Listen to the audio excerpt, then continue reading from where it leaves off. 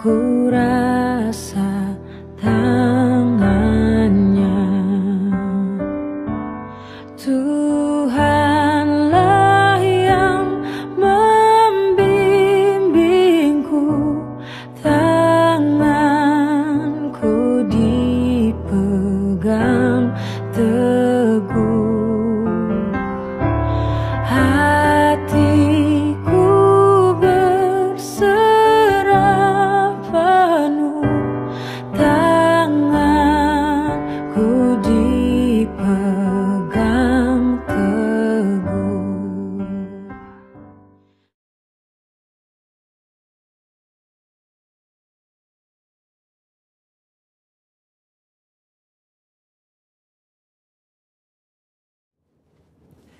Shalom saudara, saya percaya hari ini kita semua dalam keadaan yang luar biasa baik.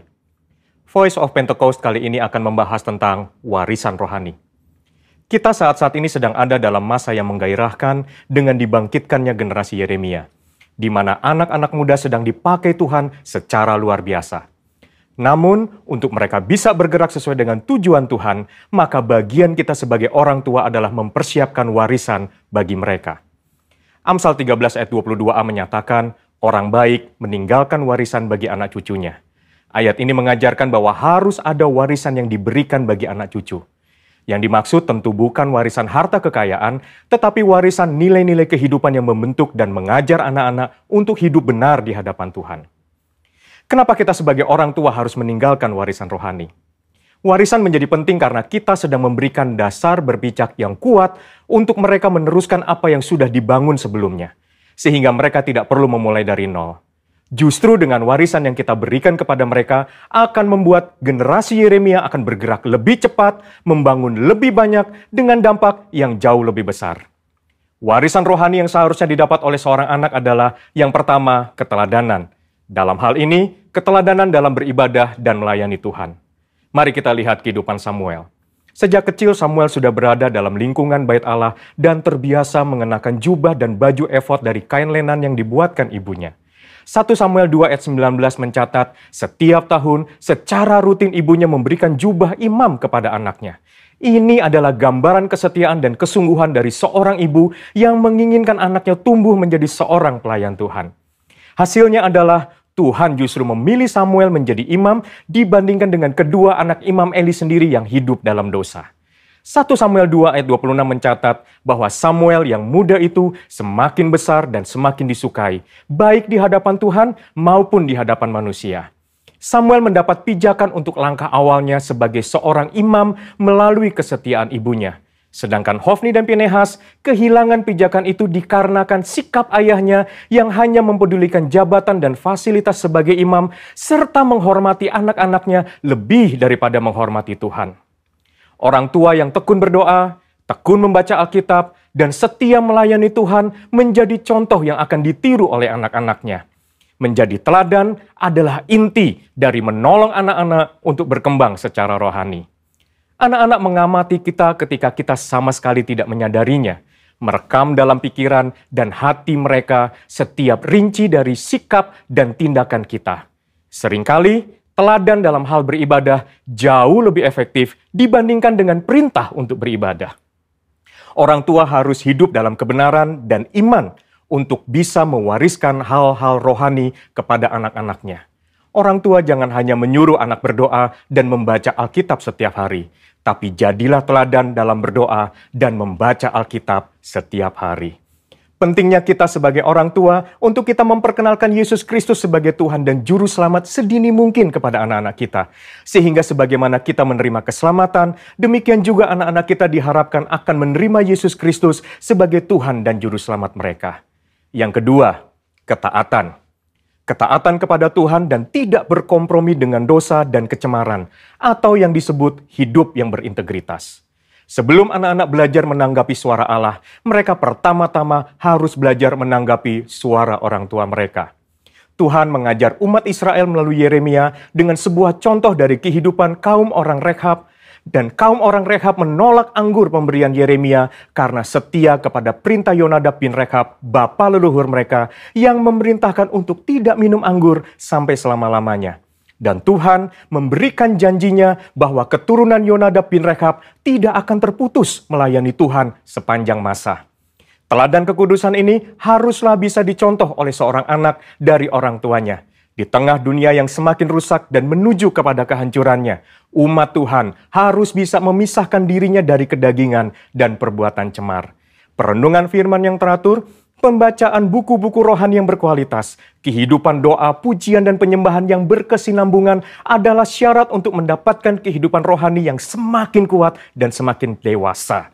3. Kasih, yaitu kasih mula-mula, kasih yang mendalam kepada Kristus. Kasih adalah dasar dari kehidupan orang percaya. Tuhan Yesus memberikan perintah agung, yaitu mengasihi Allah dan sesama sebagai hukum yang terutama. Orang tua yang mengasihi Tuhan harus dapat mempraktekkan kasih itu di tengah-tengah keluarganya. Seorang ayah yang mengasihi istrinya dan seorang ibu yang menghormati suaminya menjadikan seorang anak hidup dalam kasih dan memudahkannya mengenal kasih Bapa di dalam Yesus Kristus. Kasih akan membentuk pribadi yang bertumbuh baik dan membawa mereka mengenal Allah yang adalah kasih itu sendiri. Ketika anak dipenuhi oleh kasih, maka anak akan memiliki rasa aman yang sangat dibutuhkan untuk mereka bisa mengembangkan potensinya secara penuh. Hasilnya akan memunculkan generasi unggul yang akan mentransformasi bangsa Indonesia melalui karakter, pengetahuan, dan kemampuan yang mereka miliki. Untuk anak-anak muda, ayo kita perhatikan dengan sungguh-sungguh apa yang sedang ditanamkan oleh otoritas di atas kita di dalam kehidupan kita. Ada orang tua yang memberikan arahan kepada kita. Ada gembala yang mengajarkan kehidupan doa, pujian, dan penyembahan. Ada mentor, guru rohani. Mereka semua adalah orang-orang yang Tuhan kirim dalam kehidupan kita untuk menuntun kita masuk dalam rencana Allah yang luar biasa. Biarlah generasi Yeremia yang dipenuhi Roh Kudus, cinta mati-matian kepada Tuhan Yesus, tidak kompromi terhadap dosa, dan akan bergerak untuk memenangkan jiwa, akan muncul dengan warisan rohani dari pendahulunya. Untuk penjelasan lengkapnya dari tim teologi kami, silakan klik link yang ada di atas atau scan QR Code yang tersedia. Salam integritas, Tuhan Yesus memberkati.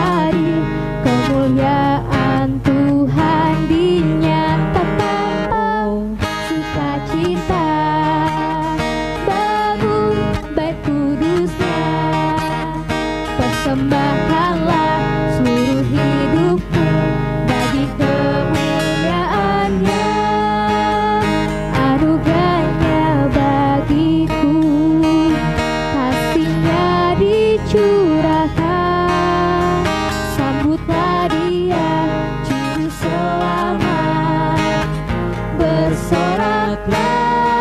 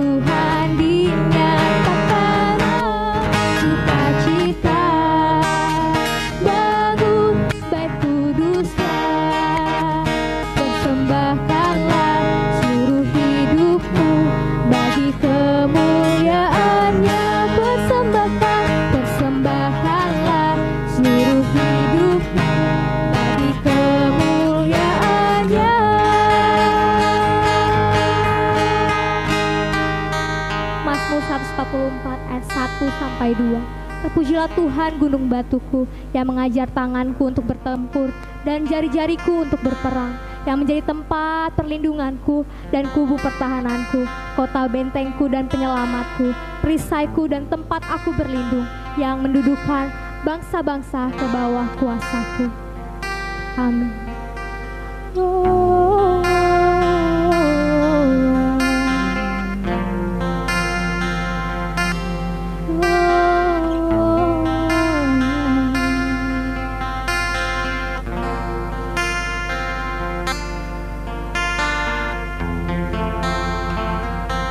Where would I run but to the throne of mercy? Where would I kneel but at His cross of grace? How great a love, how strong the hand that holds us. Beautiful, so beautiful.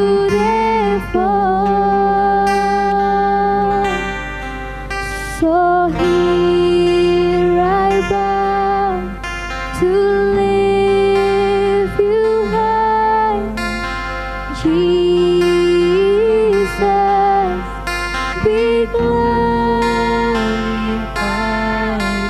in all things. For all my life I am yours, forever yours. I am yours alone.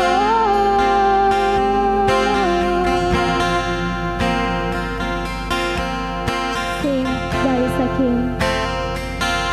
There is a king who bore the scars of me. There is a Son who came in grace and truth. How great a love that carries us to kindness. Wonderful, you're wonderful. So here I bow, so here I bow to lift you high, Jesus, be glorified in all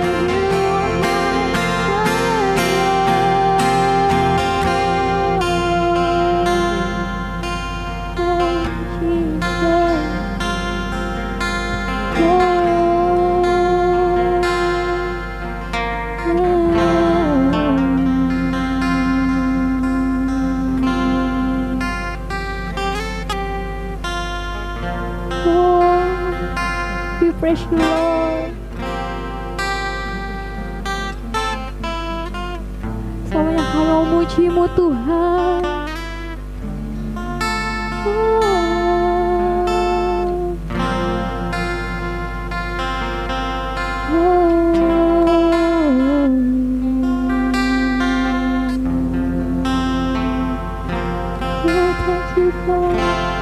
I sing praises to your name.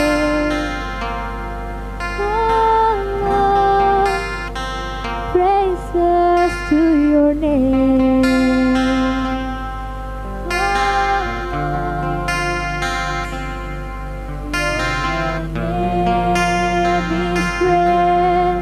And worthy to be praised. I sing praises to your name. Oh Lord, praises to your name. Oh Lord, for your name is great and worthy to be praised. I sing praises to your name. I sing praises to your name. Oh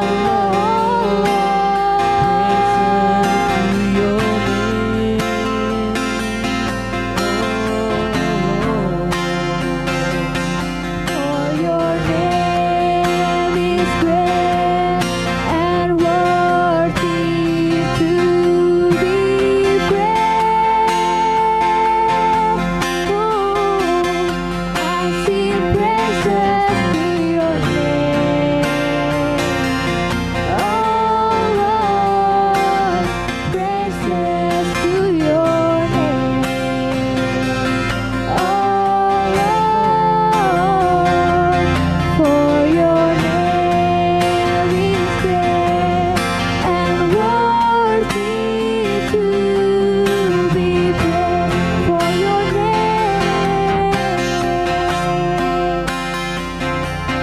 For your name is great and worthy to be praised. Once again, oh, for your name is great and worthy to be praised.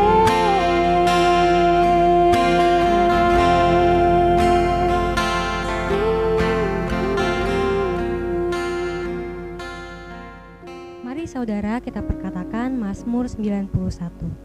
Orang yang duduk dalam lindungan yang maha tinggi dan bermalam dalam naungan yang maha kuasa akan berkata kepadamu, Tuhan tempat perlindunganku dan kubu pertahananku, Allahku yang kupercayai.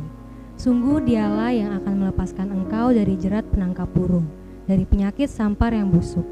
Dengan kepaknya ia akan menudungi engkau, di bawah sayapnya engkau akan berlindung. Kesetiaannya ialah perisai dan pagar tembok. Engkau tak usah takut terhadap kedahsyatan malam, terhadap panah yang terbang di waktu siang, terhadap penyakit sampar yang berjalan di dalam gelap, terhadap penyakit menular yang mengamuk di waktu petang. Walau 1000 orang rebah di sisimu dan 10.000 di sebelah kananmu, tetapi itu tidak akan menimpamu. Engkau hanya menontonnya dengan matamu sendiri dan melihat pembalasan terhadap orang-orang fasik. Sebab Tuhan ialah tempat perlindunganmu, yang maha tinggi telah kau buat tempat perteduhanmu. Malapetaka tidak akan menimpa kamu, dan tulah tidak akan mendekat kepada kemahmu. Sebab malaikat-malaikatnya akan diperintahkannya kepadamu untuk menjaga engkau di segala jalanmu. Mereka akan menatang engkau di atas tangannya, supaya kakimu jangan terantuk kepada batu. Singa dan ular tedung akan kau langkahi, engkau akan menginjak anak singa dan ular naga. Sungguh hatinya melekat kepadaku, maka aku akan meluputkannya. Aku akan membentenginya sebab ia mengenal namaku. Bila ia berseru kepadaku, aku akan menjawab. Aku akan menyertai dia dalam kesesakan. Aku akan meluputkannya dan memuliakannya. Dengan panjang umur akan kukenyangkan dia dan akan kuperlihatkan kepadanya keselamatan. Mari kita bersatu dalam doa.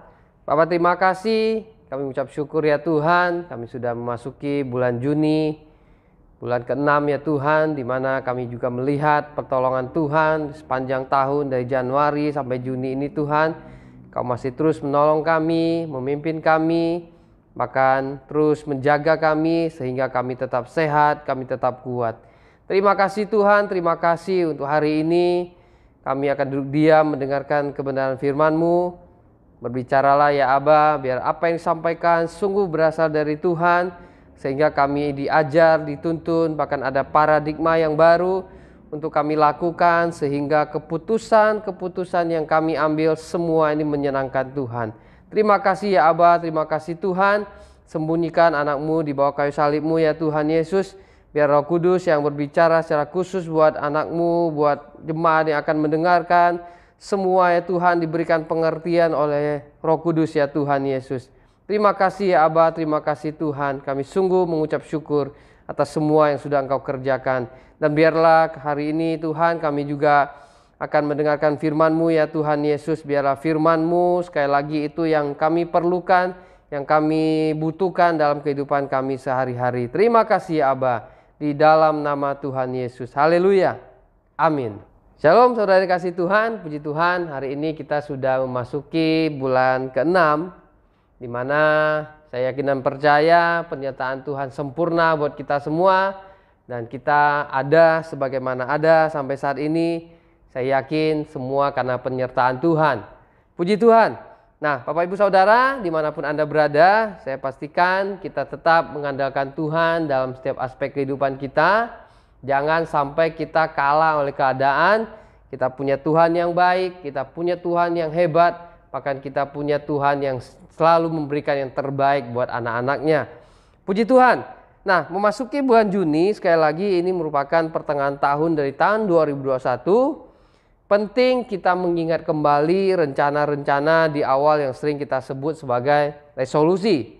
Nah, apakah sudah berjalan ataupun bisa stuck, ataupun kalau maju puji Tuhan gitu. Tapi kalau kurang berjalan atau masih stuck, coba kita cek sekali lagi. Coba kita lihat lagi sehingga kita bisa menemukan solusi-solusi apa yang harus kita lakukan. Nah, memasuki bulan Juni, saya mau sharingkan firman Tuhan dengan judul tentukan tujuan atau set the goal. Set a goal kita. Goal kita perlu kita set. Kita tentukan lagi. Jangan sampai ketika di awal tahun kita semangat, kita susun. Setelah berjalannya waktu, bulan, kita udah mulai loyo gitu loh. Makanya hari ini pas di bulan Juni, di pertengahan tahun, saya kembali mau ingatkan, ayo kita cek lagi apa yang sudah kita tuliskan, apa yang kita inginkan, kita coba lihat lagi sehingga semua bisa tercapai. Makanya hari ini judulnya tentukan tujuan, set goal kita. Nah, untuk men-set goal kita juga perlu mengetahui bahwa sebenarnya dunia yang tempat kita tinggal ini adalah dunia yang dalam status quo. Status quo, saya pikir kita semua tahu, pemiliknya Tuhan kita, Allah kita yang menciptakan, tapi akibat dosa, jadi iblis juga berkuasa. Jadi ketika kita percaya sama Tuhan, di satu sisi kita sungguh-sungguh, nah iblis ini pasti tidak senang. Dia akan coba menggoda kita, mengecohkan kita, bahkan membelokkan kita. Makanya dalam hal ini kita perlu terus semangat, jangan sampai kita terkecoh. Nah, Alkitab mengajarkan dalam Efesus 6 ayat 12, di sini jelas dikatakan, karena perjuangan kita bukan melawan darah dan daging, tetapi melawan pemerintah-pemerintah, melawan penguasa-penguasa, melawan penghulu-penghulu dunia yang gelap, melawan roh-roh jahat di udara. Nah, di sini jelas bahwa musuh kita ini dan luar biasanya nggak kelihatan. Nah, tapi kita tahu persis ada yang coba mengganggu kita, yaitu iblis. Dia akan terus mengganggu kita. Nah, dan di sini dikatakan karena perjuangan kita. Nah, kata perjuangan Bapak Ibu Saudara, kalau kita mau cek lebih dalam lagi, dalam bahasa Inggris King James dikatakan perjuangan itu wrestling. Nah, atau mungkin lebih gampangnya smackdown. Nah, pasti kita pernah nonton smackdown. Nah itu arti perjuangan itu wrestling, smackdown. Nah dalam bahasa Indonesia diterjemahkan tuh gulat, bergulat gitu. Bayangkan begitu dekatnya musuh kita ini dipeluknya. Nah makanya kita perlu mengandalkan Tuhan. Kalau musuh kita kelihatan masih gampang, ini nggak kelihatan tapi dekat sekali. Itulah iblis yang akan terus mengecoh kita. Nah, untuk men-set goal kita, Bapak Ibu Saudara, yang perlu kita lakukan dengan baik dan benar. Nah, yang baik dan benar itu yang harus kita lakukan. Nah, apa yang baik dan benar yang harus kita lakukan? Nah, sini saya mau bagikan dua hal. Yang pertama, berperanlah dengan profesional. Nah, ini saya dapatkan luar biasa sekali. Saya semangat sekali nih ketika saya merenungkan ini, ternyata yang harus kita lakukan untuk men-set goal kita atau menentukan tujuan kita harus berperan dengan profesional. Nah, orang yang berperan dengan profesional biasanya dia tahu persis status dan pekerjaannya. Sekali lagi, orang yang berperan dengan profesional biasanya dia tahu persis statusnya dan pekerjaannya. Dan orang yang mengerti dengan status dan pekerjaannya biasanya itu akan menuntun kepadanya yang namanya responsibility atau tanggung jawab. Nah, disinilah pentingnya berperan dengan profesional. Di sini kita akan menemukan yang namanya tanggung jawab. Nah, misalnya ketika sudah memiliki pasangan. Nah, saya terus merenungkan ketika sudah berkeluarga, yang paling penting tuh apa sih? Misalnya kita tahu status kita udah punya keluarga, udah punya pasangan, suami atau istri. Nah, yang paling penting di sini biasanya orang mikir bagaimana harus menyayangi, saling menyayangi, sayanglah. Nah, itu nggak salah. Tapi kita juga pernah lihat ataupun tahu persis ada yang bisa pura-pura sayangnya gitu. Bisa semu gitu sayangnya. Nah, makanya di sini saya temukan ketika kita sudah memiliki pasangan, status kita sudah punya suami atau istri, yang paling penting di sini justru tanggung jawab. Nah, ketika ada kesempatan untuk kita melakukan hal yang tidak berkenan dengan pasangan kita, apakah kita tetap bertahan? Makanya saya bilang tadi, sayang itu pun kadang-kadang bisa pura-pura. Biasa orang habis melakukan hal yang tidak berkenan, pulangnya begitu sayang gitu. Nah, di sini justru tanggung jawab yang paling penting ketika status kita sudah memiliki pasangan. Nah, kita tahu kisah Daniel di mana Daniel ini terbukti taat. Terbukti taat ketika dia harus berada di tempat yang mayoritas, bahkan semua itu penyembah berhala. Dia tetap menyembah Tuhan. Nah, ini luar biasa, terbukti. Nah, termasuk kita pasangan suami istri, pasti kita pernah meninggalkan suami atau istri kita karena mungkin ada tugas ataupun karena lagi ada pergi yang membuat tidak bisa bareng-bareng. Nah, disitulah kesetiaan kita akan diuji, apalagi ketika sudah digoda atau apakah kita tetap teruji. Nah, ini penting Bapak Saudara mengenai status. Nah, ketika masih sekolah atau masih bekerja itu pun tanggung jawab penting. Makanya di sini saya temukan berperan dengan profesional di sini masuk ke ranah tanggung jawab. Jadi kita kalau mau profesional atau berperan dengan profesional, milikilah tanggung jawab yang besar, milikilah tanggung jawab yang benar, sehingga kita bisa berperan dengan profesional. Oke, kita buka di 1 Korintus 9 ayat 24 dan 26. Ini yang menjadi acuan untuk kita renungkan ayat firman Tuhan mengenai tentang menentukan tujuan. 1 Korintus 9 ayat 24 dan 26 saya bacakan buat Bapak Saudara, dimulai dari ayat 24. Tidak tahukah kamu bahwa dalam gelanggang pertandingan semua peserta turut berlari. Wah, ini susah banget. Tetapi bahwa hanya ada satu orang saja yang dapat hadiah. Karena itu larilah begitu rupa sehingga kamu memperolehnya. Nah, firman Tuhan di Korintus 9 ayat 24 mengatakan bahwa ketika dalam bertanding semua ikut berlari. Nggak ada yang nggak berlari tapi menang. Di sini harus ikut berlari. Nah, kalimat larilah begitu rupa bisa diartikan begitu memahami, merasakan, menemukan, memperoleh dan mencapainya. Nah, di sini saya temukan bagus sekali nih buat kita renungkan ya. Jadi di sini dikatakan kita harus lari sedemikian rupa. Nah, arti dari lari sedemikian rupa di sini artinya kita memahami, merasakan, bahkan menemukan, memperoleh dan mencapainya. Nah, sehingga Bapak Ibu Saudara, tujuannya jelas supaya kita ini pantas jadi pemenang. Nah, makanya ketika kita berlari ataupun untuk mengikuti suatu pertandingan, tidak ada yang tidak mengikuti pertandingan bisa menang. Walaupun kadang-kadang yang nonton ini lebih hebat. Saya ini suka bola gitu. Kalau lihat pertandingan bola, bisa Ronaldo saja kalau tendang nggak masuk, ada yang bilang, waduh bodoh banget. Katanya. Padahal dia nggak bisa main bola. Nah, bisa orang komplain segala macam atau ngomong, tapi penonton tidak pernah jadi pemenang. Itu dia masalahnya. Makanya kita harus ikut dalam pertandingan. Nah, ketika kita mau menentukan gol kita, ikut dalam pertandingan. Itu di ayat yang ke-24. Ayat ke-25, tiap-tiap orang turut mengambil bagian dalam pertandingan, menguasai dirinya dalam segala hal. Mereka berbuat demikian untuk memperoleh suatu mahkota yang fana, tetapi kita untuk memperoleh mahkota yang abadi.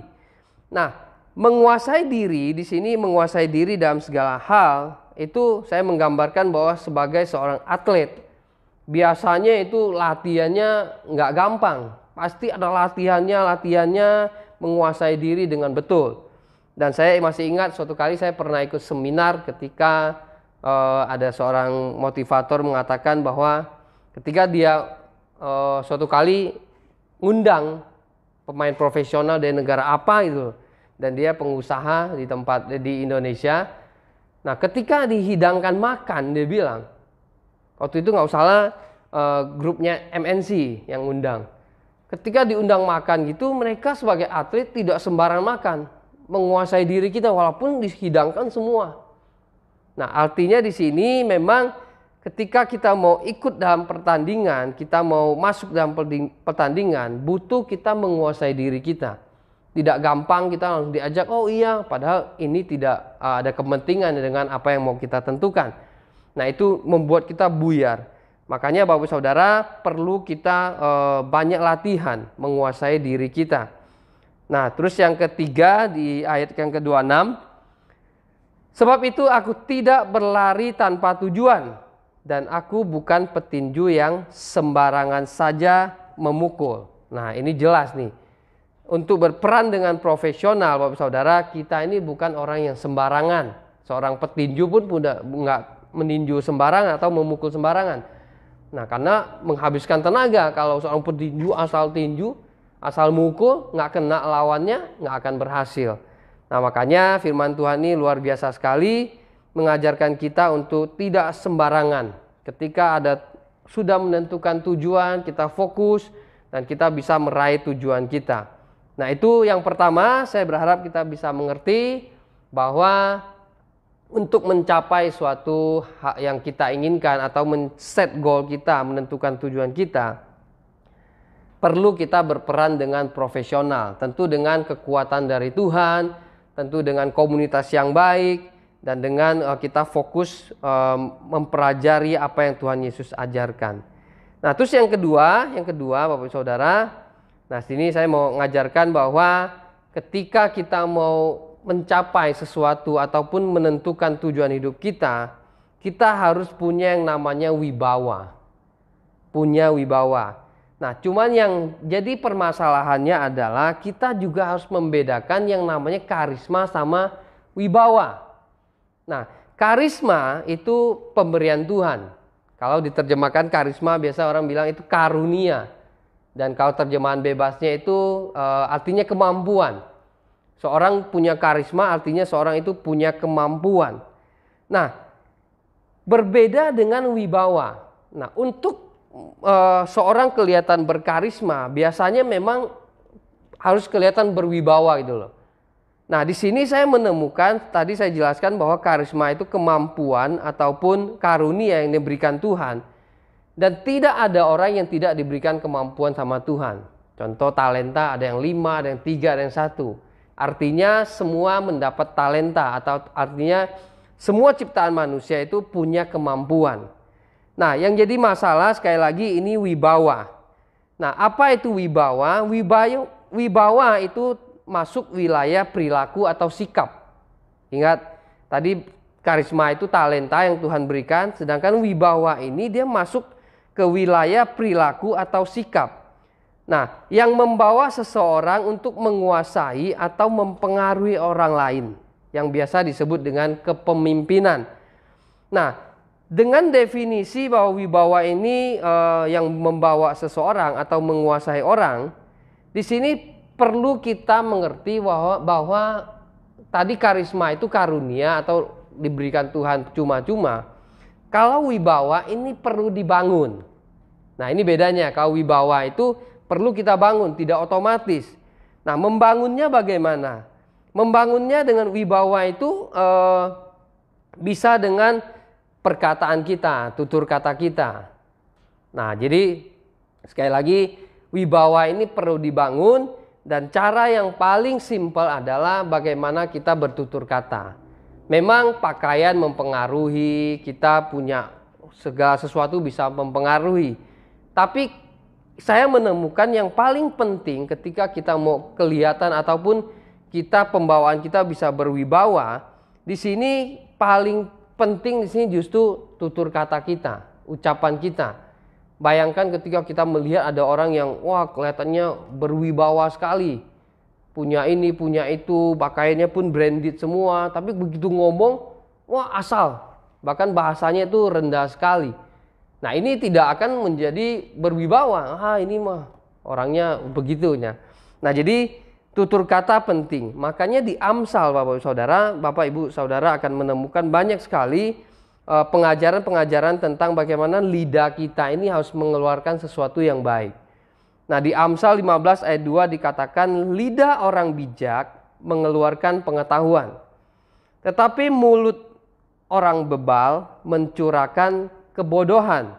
Nah, lidah orang bijak mengeluarkan pengetahuan, tetapi mulut orang bebal mencurahkan kebodohan. Nah, hati-hati dengan tutur kata kita. Jangan lagi memakai bahasa-bahasa yang rendah sekali, mudah memaki orang atau mudah menjelekin orang, jangan. Nah, bahkan di Amsal 18 ayat 21 ini lebih menarik lagi untuk kita ketahui. Amsal 18 ayat 21 di sini dikatakan hidup dan mati dikuasai oleh lidah. Siapa suka mengemakannya akan memakan buahnya. Nah, hidup mati dikuasai oleh lidah.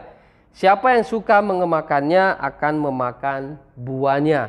Nah, jadi Bapak Saudara, supaya kita bisa berwibawa, kita bisa ketika ketemu orang, kita bisa bertutur kata dengan baik. Hati-hati dengan ucapan kita, lidah kita.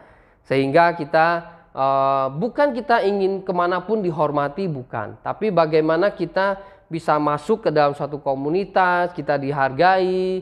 Nah, itu juga penting. Makanya wibawa ini perlu kita bangun. Apalagi kalau kita sudah punya keluarga. Anak kita sekarang udah pinter-pinter. Bagaimana perkataan kita ini kalau tidak mencerminkan bahwa kita punya pengetahuan, kita percaya sama Tuhan, tapi bahasanya kasar, itu nggak bisa. Kewibawaan itu tidak akan muncul ataupun tidak membawa orang menjadi segan, ataupun apapun yang kita ucapkan kadang-kadang udah nggak didengarkan. Makanya ini penting juga, setelah kita punya karisma, kemampuan, mari kita bangun wibawa kita. Dengan yang paling utama di sini bertutur kata, ataupun ketika kita ngomong kita tidak sembarangan, bahasa kita tidak rendah, bahkan kita bisa berdiskusi yang baik dengan sesama rekan kita dimanapun kita berada. Jadi Bapak Ibu Saudara, saya mau mengingatkan bahwa ini sudah bulan ke-6, artinya apa yang sudah kita tentukan, sudah kita set, tetap masih bisa kita raih, dan tetap fokus. Percaya Tuhan Yesus sanggup membantu kita, menolong kita. Walaupun sekali lagi masih pandemi, tapi kita punya Tuhan yang baik. Dia yang akan menolong kita. Yang penting kita bisa berperan dengan profesional, Tadi poin pertama, berperan dengan profesional, di mana kita bisa memiliki tanggung jawab yang besar. Kita tahu status kita, pekerjaan kita, dan ada tanggung jawab di sana. Terus yang kedua, miliki wibawa. Bangun wibawa kita. Karisma, kemampuan sudah Tuhan berikan. Jangan sampai kita dengan kita ngomong asal atau tidak berwibawa itu membuat karisma kita justru turun. Nah, mungkin itu yang bisa saya sampaikan buat Bapak Ibu Saudara di pertengahan tahun 2021. Saya tetap berharap dan berdoa supaya kita semua tetap dijaga Tuhan, dan yang pastinya ketika kita bisa tetap mengandalkan Tuhan dalam setiap aspek kehidupan kita. Nah, puji Tuhan, mari kita bersatu dalam doa. Bapa, terima kasih, kami sungguh mengucap syukur ya Tuhan, kami punya Tuhan yang baik. Terima kasih untuk firman-Mu yang boleh kami dengar ya Tuhan, di mana kami akan menjadi pribadi-pribadi yang bertanggung jawab, pribadi yang berperan dengan profesional ya Tuhan. Kami tahu status dan pekerjaan kami, dan ketika status dan pekerjaan kami mengerti, kami bertanggung jawab sepenuhnya atas status dan pekerjaan kami ya Tuhan. Berkati ya Tuhan kami ya Bapa. Bahkan kami juga diajarin bagaimana kami harus membangun wibawa. Kami tidak bertutur kata yang tidak sopan, bahasa kami tidak rendah, bahkan kami bisa mengucapkan firman dimanapun kami bisa berada ya Tuhan. Terima kasih Tuhan, terima kasih Roh Kudus, berikan kami kemampuan untuk kami bisa mengerti dan kami bisa mempraktekannya dalam kehidupan kami sehari-hari. Terima kasih ya Aba, terima kasih Tuhan. Berkati jemaat-Mu, bahkan pengerja di tempat ini, di GBI Gereja Wisata ya Tuhan. Biarlah kami semakin hari semakin cinta akan Tuhan, dan bukti kami mengasihi Tuhan, kami mengasihi sesama kami. Terima kasih Tuhan, terima kasih. Di dalam nama Tuhan Yesus. Haleluya. Amin. Mari kita perkatakan Pentakosta ketiga. 1. Pentakosta ketiga adalah pencurahan Roh Kudus yang dahsyat di zaman now, melebihi yang terjadi di Azusa Street. 2. Pentakosta ketiga akan mengakibatkan penuaian jiwa yang terbesar dan yang terakhir sebelum Tuhan Yesus datang kembali. 3. Pentakosta ketiga akan membangkitkan generasi Yeremia, yaitu anak-anak muda yang dipenuhi Roh Kudus, cinta mati-matian kepada Tuhan Yesus, tidak kompromi terhadap dosa, dan akan bergerak untuk memenangkan jiwa. 4. Pentakosta ketiga lahir di Indonesia yang bergerak ke bangsa-bangsa. Gerakan ini dari timur ke barat dan akan kembali ke Yerusalem. 5. Pentakosta ketiga akan memberikan kuasa untuk menyelesaikan amanat agung Tuhan Yesus, dan setelah itu Tuhan Yesus datang kembali.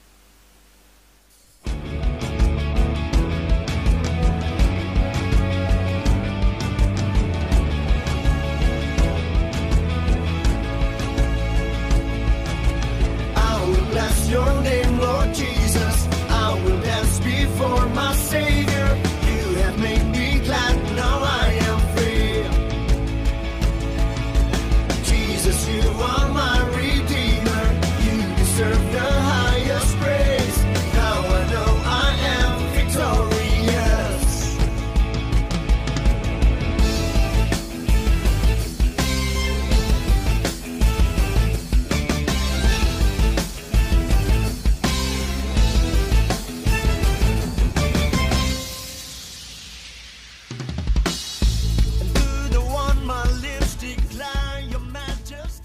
Angkat kedua tanganmu, terimalah berkat dari Tuhan.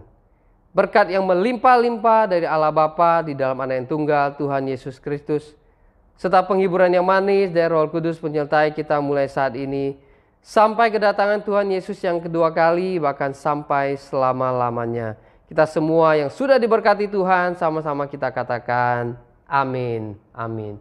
Tuhan Yesus memberkati.